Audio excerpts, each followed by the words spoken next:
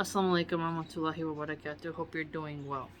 So, Pearly Things was doing some pretty sinister things by telling women that she calls modern women that they should accept adultery just like traditional women do, and that it somehow is in the man's nature that he should cheat and he should be excused for it. And she seemed to be somebody who screams, "Pick me to be your mistress, your side chick, your wife that you cheat on as long as you have money and status." There's just something wasn't right about that entire podcast, and I listened to the whole thing, took it in segments, mind you, because I could only take so much because it's not spiritually healthy. But she's not speaking from an honest position, because no woman wants to get cheated on, and she seems to be sort of gaslighting and taking the side of the men and encouraging men to behave in the worst ways simply because they have money and status, right? Now, there's a lot to be said here, so I might do 2 or 3 videos, but with some different phrasing. So, a lot of red pill Muslim men and red pill Christian men seem to like Pearl, even though she's never been married, lost her virginity before she was married. She is in dating, so she's committing sex before being married, as she herself has admitted. I've listened to many of her podcasts now, so I'm caught up. And she's career driven. She shows her legs, which is sexual, right, in front of the men. The whole Fox News, opening and closing of the legs and twisting them and moving them. It's subliminal and deliberate. And she mingles with men and defends the men's positions. And this is something that is not exactly traditional at all. Okay? And she's not truly religious, as I will point out. So she should not be a religious icon for anyone. And to her, she seems to pretend that she cares about traditional women, but then seems to be defending rich men cheating. And that modern women who became feminists because they saw their mothers be abused are somehow bad and wrong. And ironically, what she promotes literally creates feminists, because no daughter wants to see their mother cry because her husband is an extreme fornicator. And even if he keeps it secret, he's not a good man, and he should not be given any loophole for what he has done. So let us go. There's so many in the Bible, but I have done things on the Quran. I'm going to do more with the Hadith and Quran, refuting Pearly Things. But I want to do it specifically this time with the Bible for those right-wing Christian people in the manosphere who think Pearl somehow is defending traditional gender roles, traditional femininity, traditional gender roles in terms of marriage. We're going to get down to the nitty-gritty, okay? So follow me here. Please pay attention. This is very important because I want you to see and be exposed to how these red pill manosphere women are leading men astray and going against Christianity and Islam, and that what are they conserving and what traditions are they holding, right? So let's begin. This is going to be Exodus 20 verse 14. And in case a man becomes heated against his fellow to the point of killing him with craftiness, you are to take him from being on my altar to die. Oh wait, whoops, sorry. Wrong one. Forgive me. I was reading 21:14 right there. Okay, 20:14. You must not commit adultery. Okay, that's in Exodus. Okay? Quite clearly, adultery is cheating on your wife. This is very important. I'm going to give you the evidences, okay? So now we are in Deuteronomy. We're going to go to chapter 5. Where are you? Then we're going to go to verse number 18. Neither must you commit adultery. Okay. All right. I have my little tabs. Next one. We are again in Deuteronomy, 22, and we're going to go to verse 24. There you are. You must also bring them both out to the gate of that city and pelt them with stones, and they must die. The girl for the reason that she did not scream in the city, and the man for the reason that he humiliated the wife of his fellowman. So you must clear away what is evil before your midst. And so we'll go back up to 22 here. In case a man is found lying down with a woman owned by an owner, both of them must then die together, the man lying down with the woman and the woman. So you must clear away what is bad out of Israel. Okay. And then we will go. Gotta make sure I don't lose my tabs, okay?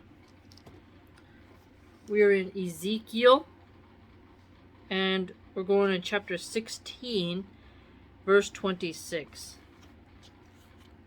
And you went prostituting yourself to the sons of Egypt, your neighbors great of flesh, and you continued making your prostitution abound in order to offend me. So, prostitution, adultery, fornication, clearly condemned thus far in the Bible. Okay? Now, we are in Matthew chapter 5. We're going to go to verse 27 and 28. You heard that it was said, you must not commit adultery. But I say to you that everyone that keeps on looking at a woman so as to have a passion for her has already committed adultery with her in his heart. Okay, quite clear. Now, let us go to Matthew chapter 19, verse 9. I say to you that whoever divorces his wife except on the ground of fornication and marries another commits adultery. That one I think is really important because you can't just trade in your wife because she's old and you want a hot and new model because you're a high value man. If she hasn't cheated on you and you just divorce her for some arbitrary reason because she won't let you be a horn dog, you have committed adultery. Okay, we got more here. Alright. Okay, we are now in 1 Corinthians chapter 6, going to verse 9 through 10. What do you not know that unrighteous persons will not inherit God's kingdom? Do not be misled. Neither fornicators, nor idolaters, nor adulterers, nor men kept for unnatural purposes, nor men who lie with men, nor thieves, nor greedy, perversions, nor drunkards, nor revilers, nor extortioners will inherit God's kingdom. Okay. So, fornicators and no adulterers, right? Quite clear. You cannot inherit the kingdom, God's kingdom, if you commit adultery and fornication. You being a high value man does not give you any excuse to cheat. And this is for men and women to listen to. So women hate cheating because Jehovah, Yahweh, whichever name you use, hates it. Okay, it's not just because that they're selfish or they don't understand men's nature. They're supposed to hate it because God literally says in the Bible multiple times he hates it, right? And you're not allowed to do it. Okay, Pearly?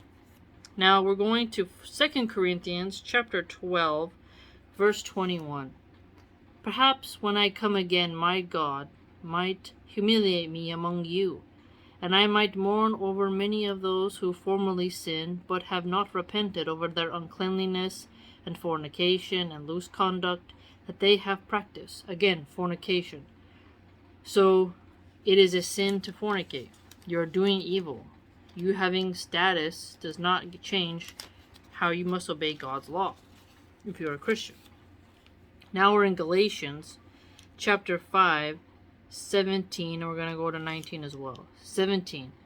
For the flesh is against the spirit in its desire, and the spirit against the flesh. For these are opposed to each other, so that the very things that you would like to do, you do not do. Now going down to 19. Now the works of the flesh are manifest, and they are fornication, uncleanliness, loose conduct. Okay? Again, it goes on to list more things. Fornication is mentioned, and fornication is the work of the flesh. And the flesh and the spirit are at odds. So you're not just supposed to be a primitive beast, humping your way into oblivion and thinking you're going to get away with it if you're a Christian man. It's not, quote unquote, based to cheat on your wife because you have money. Okay, now we're in Ephesians chapter 5. Okay, we're going to go through 3 through 5. Let fornication and uncleanliness of every sort or greediness not even be mentioned among you, just as it befits holy people. So if you're actually a holy person, so being holy is better than being a high value man in terms of red pill, right? And so it's going to condemn fornication. Not even be mentioned among you. Not even be mentioned. Not sitting around having panels, gaslighting women into just accepting it because the dude got more money in the bank. Just as it befits holy people. Neither shameful conduct, nor foolish talking, nor obscene jesting, things which are not becoming, but rather the giving of thanks. For you know this, recognizing it for yourselves, that no fornication or unclean person or greedy person, which means being an idolater, has any inheritance in the kingdom of the Christ and of God. So, again, fornication is not clean, alright? You cannot be doing that. In having a girlfriend and committing fornication and cheating on her, it's bad. It's still bad. Now we're in Colossians chapter 3, verse 5. Deaden, therefore, your body members that are upon the earth as respects fornication, uncleanliness, sexual appetite, hurtful desire, and covetousness, which is idolatry. So, sexual appetite and fornication, you need to deaden it. You need to control it. You need to not just say, you know what, all these beautiful women, since I'm a high value man, are throwing themselves at me and I should cheat, and my wife, if she loves me, she just has to accept it. No. She doesn't have to stay with you because you're a cheater. It's quite clear. So a traditional woman doesn't want a cheater, no matter how much money he has. No father wants a fornicator and someone with a high sexual appetite to marry his chaste daughter. Okay? If you're a Christian. Okay, now there's a lot more, but this will be the last one that I'll share with you. We're in Hebrews chapter 13, picking up on verse 4. Let marriage be honorable among all, and the marriage bed will be without defilement, for God will judge fornicators and adulterers. So, I have given you biblical evidence, and this is the New World Translation of the Holy Scriptures. I've given you evidence that if you are a traditional woman, you must hate fornication and adultery. It is condemned by God in the Christian religion. Men are not to make excuses for men cheating because they have a yacht, because they own casinos, because they have a fancy pants suit, and they go on a podcast in the red pill manosphere. Okay? Now, Pearl was gaslighting these really naive women who probably felt very awkward. But she said that you're a modern woman, which she calls a person who's an individualist, if you do not accept that your high-value man cheats. Traditional women will stay because they put family first over their own happiness, basically.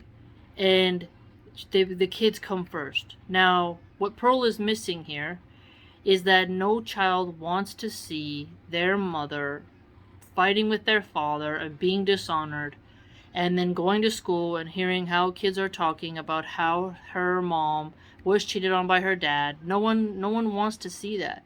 That's a very sad thing. It's humiliating, it's terrible, and you don't see any Mormon community, Amish community, Muslim community telling women that they have to accept it. Now, true, as a Muslim, we might say bear patience with his and forgive him. That'll be good for you, but he's still going to be judged. But this is not a weapon to use and to bludgeon women and gaslight them and do satanic sex magic upon these women to emotionally abuse them, to manipulate them, and make them have deep psychological problems and trust issues, okay? Pearl is really not speaking with knowledge because she's telling these women to disregard their mental health. She even said she doesn't really think mental health is real, okay? And so these men who are trying to tell young Christian men and Muslim men that if they just have enough money and they sit down and tell their woman that to not expect loyalty, that she should just accept it. No, a good woman of status will leave that situation because he is living in sin and pushing sin on her. And a good woman never helps a man commit sin. A good woman does not allow her husband to do things that God hates. Right? Now, the same attitude she is pushing is what caused the feminists to exist in the first place. If you have a feminist, she came that way usually because of her mom. Because seeing her mom be abused, she said, I don't want that to be done to me, so I'm going to go to work, I'm going to get a career, I'm going to get an education, I'll put my kids with a nanny, and I never want to be fully dependent because men are cheaters and I'm never going to have what I want to have. And so, this is the really sad part about Red Pill is that they hate feminists, but they create them by sleeping around and then telling women, I'm rich, basically the Tony Soprano attitude, where, oh, I have money, so I'm going to go with this guma, and I'm going to do what I want. If you don't like it, you can leave. And this poor guy's going to cheat on you, so what do you want? You want the poor guy to cheat on you, or the rich guy, and I give you a bunch of materialistic items to make you feel happy? So the Red Pills think they worship materialism, because they think because they have, all these glitz and glamour of the dunya, of this world, that they then can push women to do things that are not psychologically healthy for them, not spiritually healthy for them. And these men, by committing adultery and fornication, will create women who get more abortions and STDs. Okay? That is not a healthy way to live because you're breaking up homes. Alright? Now, one of the gentlemen in there, I'll be nice and say gentleman, even though he's not. He says, you're my queen and I love you, but you have to accept the reality of my nature. And then he goes on to say that the women should not get overly emotional when their man sits them down and tells them that they're going to cheat openly. Now, how are you a queen if you are openly disrespected and your husband does things that mock you and degrade you and you have no honor? You don't have any regard for her honor. Now, they have a sort of strange type of maybe concubinism in their head, which is very invalid and not really that great in terms of the common man, right? If you're not a king, you're not a warrior, you're not supposed to be doing stuff like that, and it is not good for any man to sit here and think that he can treat a woman like that because he has temporary money in this realm. If you're a warrior and you are under jihad and you have that right, that's different. I agree. But for the common man, he should do justice to the one woman that he has. And then he goes on further, I promise you, the men don't care about the women who they have intimacy with. I'm going to say it in a nice way. So he literally says to the women that, oh, well, men can have sex without love. And so the women that we're cheating on you with, we don't love them, we don't care about them, we're just using them for sex. So how is that good for the women involved? How is that good for the women who want to have a family, who are totally upset and distraught, okay? How is that going to help people have peace and tranquility? So they'll cheat with less women who they won't love, and it's just material exchange. And we're somehow supposed to think a traditional woman who's God-fearing, who loves her children, is going to deal with that and want that, and the glitz and glamour of a pair of shoes, a purse, a vacation is going to heal her inside wounds. Rather, she's going to turn the children against you. She's going to hate herself. She's going to have psychological problems. This is not a good thing to have. At all. At all, whatsoever. Okay? And then it goes on further that he actually goes on further and says that these women will have spurts of pain because of the cheating. and that the man has to sit down and help them through their pain and tell them that he loves them, and like he's basically coaching them through his bad behavior, gaslighting them, extreme narcissism, and satanic sex magic. Basically, this is something that's really dark about the red pill, is they want to be able to totally abuse the trust of women and to only use women for sex, and then give their main one a bunch of material items and then think that that's somehow a healthy relationship. That a healthy relationship is cheating, sleeping with other women anytime you want, and that's somehow going to be stable. It's not. Okay, if your main woman is pregnant and she knows you're driving in a car to go cheat on her, this is a very terrible thing. Or your mistress calls the house and causes problems. It doesn't work. This type of behavior is not condoned in Christianity or Islam, because it does cause imperial problems. It destabilizes communities, destabilizes homes, and it makes men act in ways that create feminists, that create hatred, that create witchcraft, because the women who get scorned, who get their heart broken, who are terrorized in their heart, they then turn to the dark arts in order to get revenge on these men who do that to them. It literally creates evil women, because you cannot go around sleeping with all these chicks and think they're not going to get emotionally attached to you and that they're somehow not going to want to keep you. You just can't do that. The women that they say they don't care about, the mistresses, are also going to get attached and hate the first woman, and you're creating all this evil eye upon your woman. You're creating an evil eye upon yourself. This is not healthy behavior. This is not mature behavior. This is not disciplined behavior. And it should not be pushed. And Pearl pushing this onto her fan base and onto these poor girls on this couch is quite sad, because Pearl clearly is not a servant of the true, the good, the beautiful. She's not a servant of love for families. She's not a servant to Allah subhanahu wa ta'ala or the Christian God. Now you can say the Christian God and the Islamic God are the same, but whether you use the term Yahweh or Jehovah, you have to recognize the fact that she is serving Shaitan. And I'm going to say that quite clearly, because if you're pushing something that goes against the Bible and Islam, okay, and it's a man-made philosophy of red pillism, that you're literally telling women they should expect to be cheated on, they shouldn't get mad if they're cheated on, that men, if they have money, they should be allowed to cheat, all these dirty things that she said in this long stream, and she never pushes back against the men. Clearly she's being paid and enjoys the money that these young, lost, horny incel men are giving her, or scorned divorced men. She's basically pushing something that will destroy their lives, and she will not be able to help them. And her tactic of getting kind of very impressionable women on her show who don't push back, and she just throws around data and uses this sort of data to push her agenda that goes against Christianity and Islam and serves Luciferianism, serves the occultic agenda. It is very sinister and sick. She has shown her true colors. So no believing man or believing woman should take any advice from Pearl.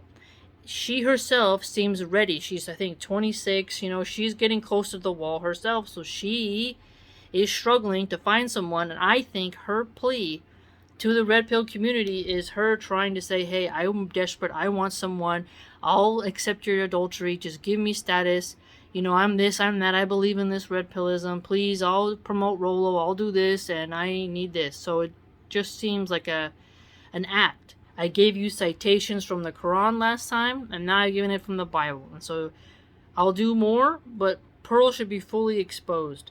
And you should not be looking to her for relationship advice whatsoever after this point. If you fear Judgment Day, if you fear hellfire, you should not be listening to her. Okay? So it's just quite horrible. And I apologize for any kids playing basketball outside or background noise, but it's really hard now during the summertime to get a quiet spot to record. So, plus there's like a lot of kids around. I don't know if you can hear them, but there's so many kids. So, again, Pearly Things is pretending to be a traditional woman, but she's literally preaching stuff that goes against traditional Christianity and traditional Islam. So what tradition is she upholding? The tradition of Shaitan. Because you cannot make women go against their nature, and it is wrong for men to cheat, regardless of how much money they have. What's wrong is wrong, regardless of how much Wells Fargo has of your income. It is wrong. Let me know what you think.